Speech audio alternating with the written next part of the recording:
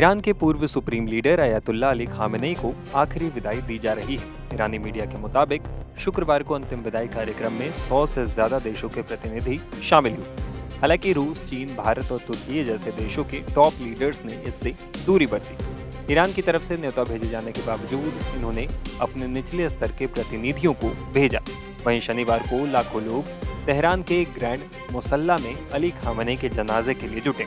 शिया परंपरा के मुताबिक काले कपड़े पहने लोग छाती पीट कर मातम मनाते दिखे। इस दौरान लोगों ने खून बहेगा, अमेरिका मुर्दाबाद और बदला बदला जैसे नारे भी लगाए। इस दौरान लोगों ने अमेरिका से बदले की भी मांग की।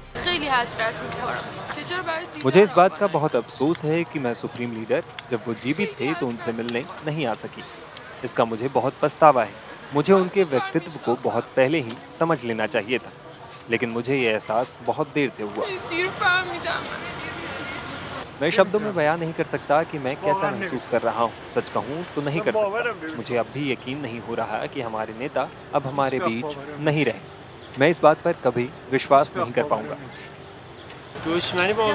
मेरे ख्याल से अमेरिका के साथ हमारी दुश्मनी अब वास्तव में शुरू हुई। ये पहले से भी ज्यादा बढ़ गई है और जिस तरह की धमकियां अमेरिका दे रहा है उसे देखते हुए मेरे जैसे लोगों को स्वेच्छा से आगे आकर सर्वोच्च नेता के नेतृत्व में उनके खिलाफ डटकर खड़ा होना चाहिए। इमाम खामेनेई हमारे दिल थे, हमारे पिता थे, हमारे लिए सब कुछ थे। मुझे अब भी यकीन नहीं हो रहा कि उन्हें शहीद कर दिया गया। जब तक उनकी शहादत का बदला नहीं ले लेते तब तक हमें चैन नहीं मिलेगा।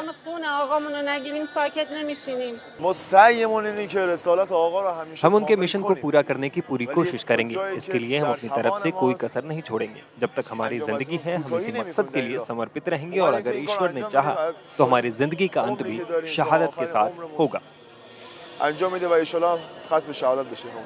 अमेरिका व इस्राइल बेदानंद कि मिल्लत ईरान मिल्लत मुकाविम। इच्छा शक्ति वाली ईरान की जनता अपनी आखिरी सांस और अपने खून की आखिरी बूंद तक उनका सामना करने के लिए तैयार है। जब भी और जहां भी इस्लामी क्रांति के महान नेता महामहिम ग्रैंड आयतुल्ला इमाम मुस्तफा हुसैनी खामेनेई जनता से उपस्थित होने का आह्वान करेंगे, हम वहां पहुंचेंगे और उनके नेतृत्व में उनके खिलाफ डटकर खड़े होंगे।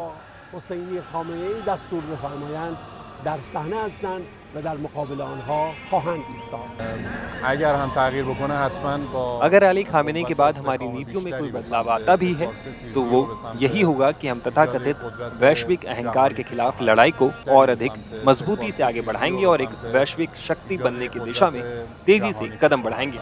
वहीं अली खामेनेई को श्रद्धांजलि देने के बाद ईरान के राष्ट्रपति मसूद पेजेश्कियान ने भी पूर्व सुप्रीम लीडर की तारीफ की।